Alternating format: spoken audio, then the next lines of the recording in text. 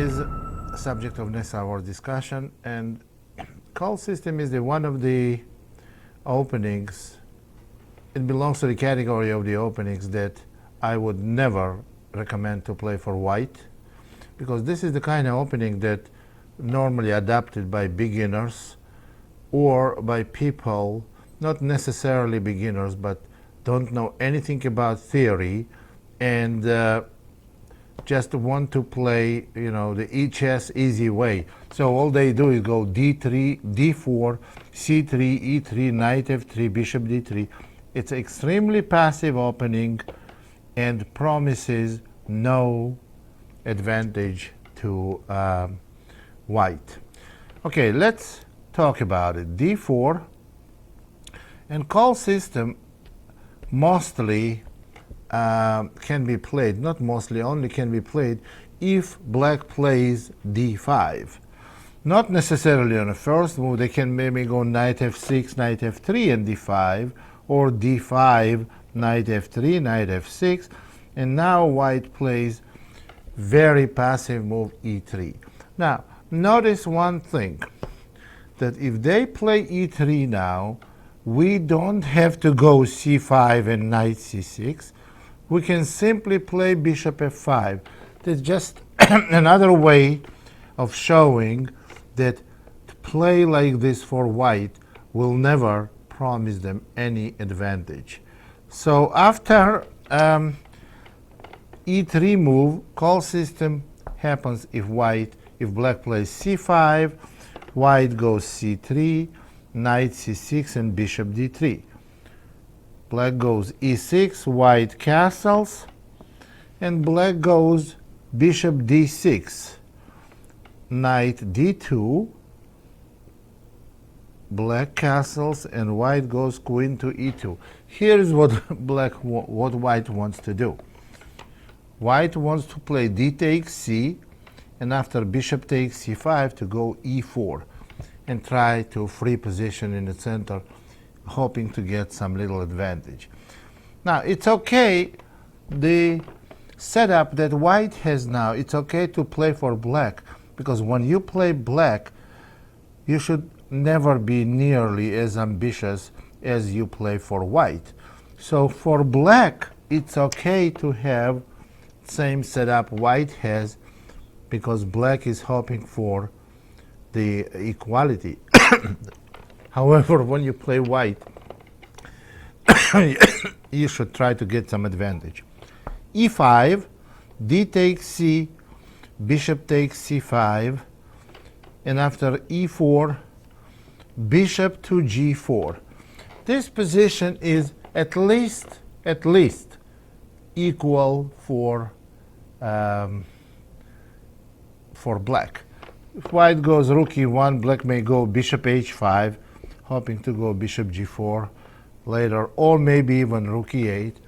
Black has absolutely no problems, and there is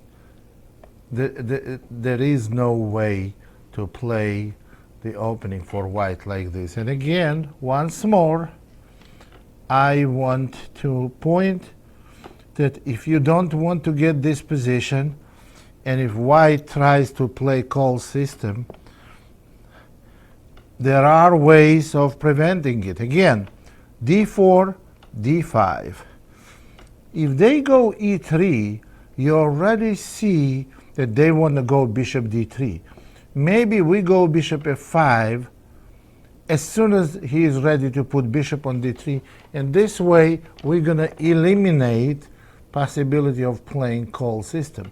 Or if you go knight f3, knight f6, e3, you can go bishop f5 or even maybe bishop g4 without any problems. And after bishop d3, e6, bishop e7, c5, very simple, very easy to play position for black. For white, again and again, you can play this opening if you don't know anything about chess openings.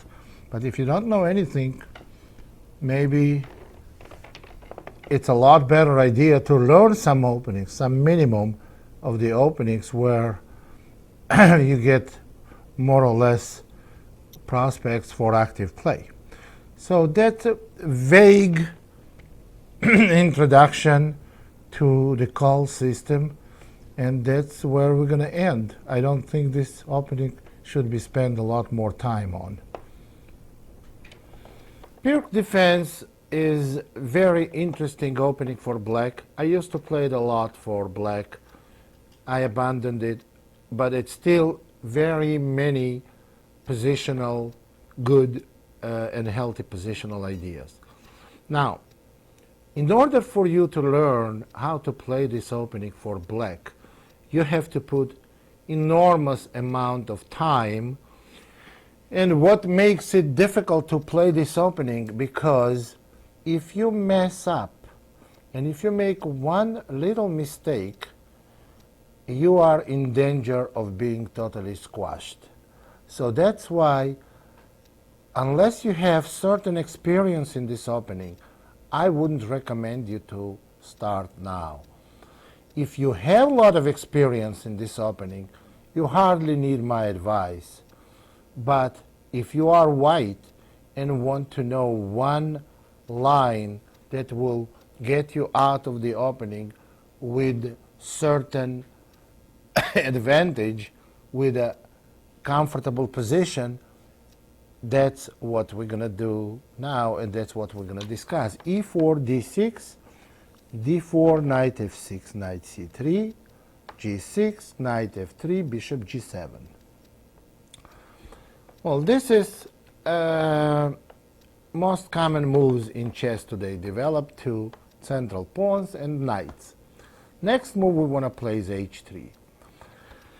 The purpose of this move to stop black's knight to coming to g4 or their bishop to coming to g4. And when white castles, we play bishop to e3.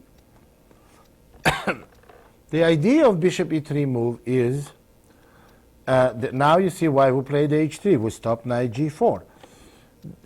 Now, the idea of this move, that if black plays c6, which then in most variations of Pirc black does play c6, then we're going to have an access to d6 square, which you're going to see soon. So let's see how many continuations, possible continuations, black has here. They may play b6, a6, c6, knight c6, or knight d7. Let's cover them quickly. Knight c6, I like move bishop to b5. That makes difficult for black to play e5. Bishop b5, and on bishop d7 we simply castle, and if white plays a6, you can simply go bishop to e2, and after e5 you play d takes c, and bishop c4. You see, now you have a comfortable position. Either you play bishop c4 now, or simply go queen d2 and rook d1, which is maybe even better. And rook d1, you have symmetrical pawn structure, but better piece position. Bishop on g7 is not that great. So a knight c6 is not the frequently played continuation here. The most populars are b6 and c6, and let's cover those. c6, we absolutely must play a4, because you want to stop black's b5 move. a4, and now black can play a5 or knight d7. After knight d7, what we do is bishop e2, and on e5 we play d takes e, and very important not to castle here, but play knight d2 first. Now, tempos are very important. If when black plays queen c7, you go knight c4, and if black goes rook d8, you must play queen d6 in order to get good size advantage. You must play queen d6 before knight retreats to f8, before black opens the d file. That's why we delayed castling. We're going to castle next move after exchange of queens. Black has very, very difficult position here. Queen takes d6, knight takes d6, and after knight f8, we can play simply knight takes c8, and you see the weakness of a7 pawn forces you to take with the d rook, and then we can play bishop c4 and rook d1. It's very difficult position for black. You don't need to castle anymore. You can go king e2 and rook h to d1. Black has three minor pieces, and they are all badly placed. They have very difficult game. Now, that's what happens if after c6 and a4,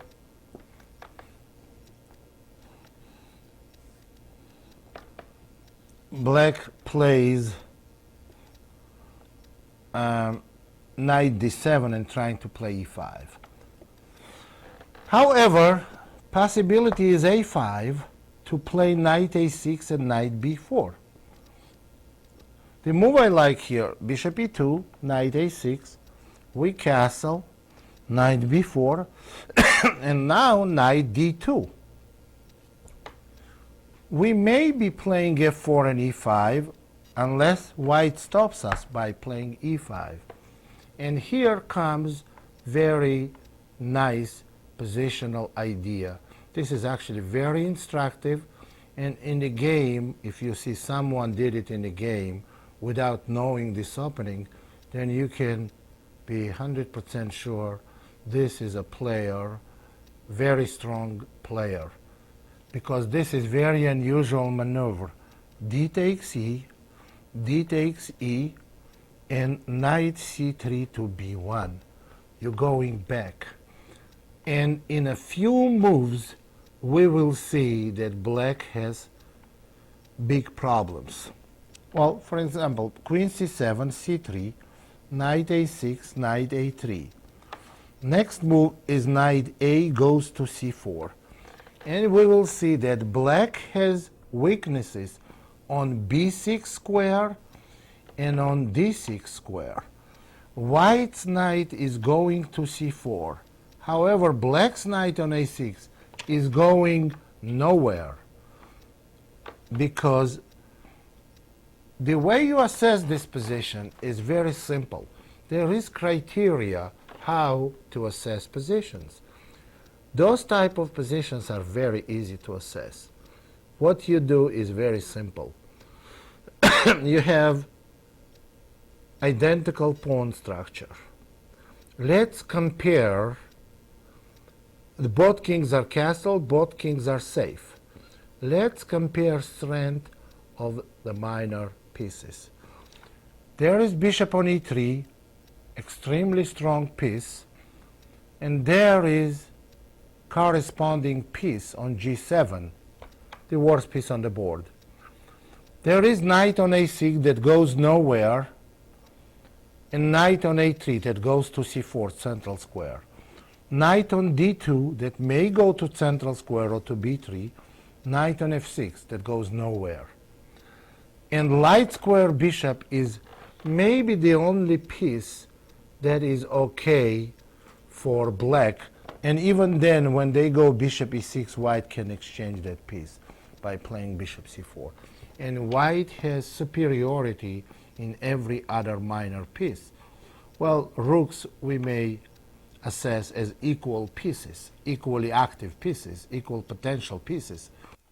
But position of the rest of minor pieces are clearly indicating advantage for white. So now let's go back to the continuation. Instead of c6, the b6 move. We're going to go quickly from the start position. Again, e4, d6, d4, knight f6, knight c3, g6, knight f3, bishop g7, h3, castle, bishop e3, and here b6. The best move in this position for white and the most ambitious move is e5. Now let's see what may happen here. Black has two choices: to play d takes e or to play knight d7. Let's see what white should do. If d takes e, white plays d takes e. And now, exchange of queens, queen takes d1 is very bad for black, because after rook takes d1, knight d7 and knight d5, black simply loses. So the move for black to play is knight d7. Then white plays queen to d5, attacking the rook, c6, queen to e4, now threatening possibly e6. White can go e6, black can go e6, white castles long, and after queen to c7, we see that e5 pawn is really weak. But white plays h4, knight takes e5, and h5. This position is extremely difficult for black. Black has an extra pawn, but white has devastating threat of h takes g, and queen h4, having very strong attack against black's king. And if black plays knight takes f3, then after gf, attack becomes even stronger. White has the same threat, h takes g, followed by queen h4. And also bishop goes to d3, and maybe rook d can come to g1. In either case, white has very strong attack, and this is a bad position. Now let's go back to e5 move again and see what else can be done here for black. Black may play immediate knight d7 as we mentioned, but then the best move is e6. It's a very strong move. F takes e, and now bishop c4, attacking e6 pawn. What can black do here? The only move is knight f6, because d5 is really bad. That was played against me in one game. Knight takes d5, e takes d. Obviously, if black doesn't take on d5, then white simply retreat, and white has totally winning position. E takes d, bishop takes d5, check, king h8, bishop takes a8, and c6.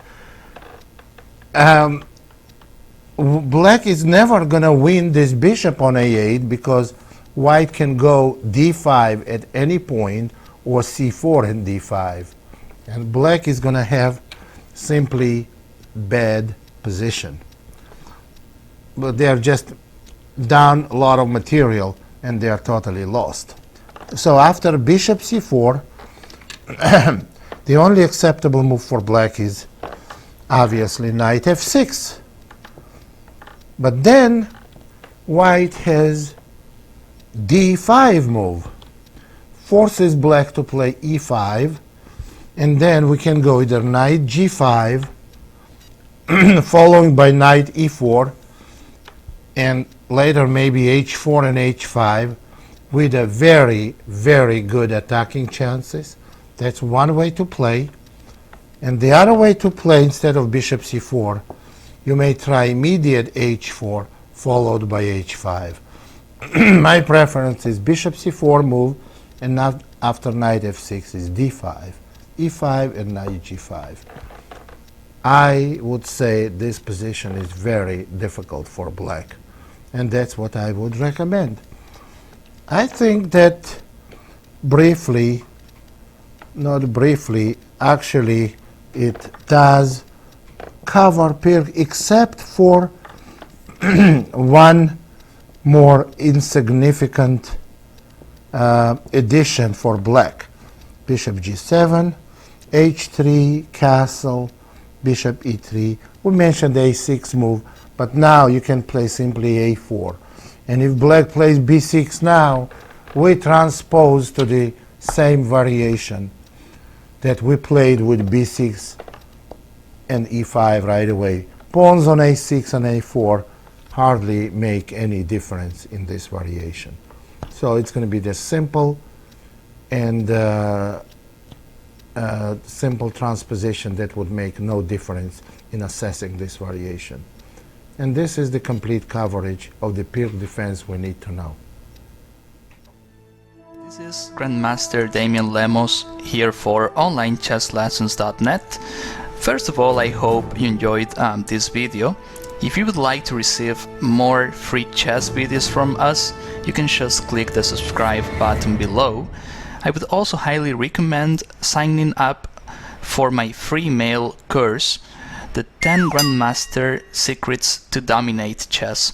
During this exclusive course from OnlineChessLessons.net, I'll share with you my own Grandmaster shortcuts to effective attacking, defending, and growth hacks to improving your chess without complicated books or memorization.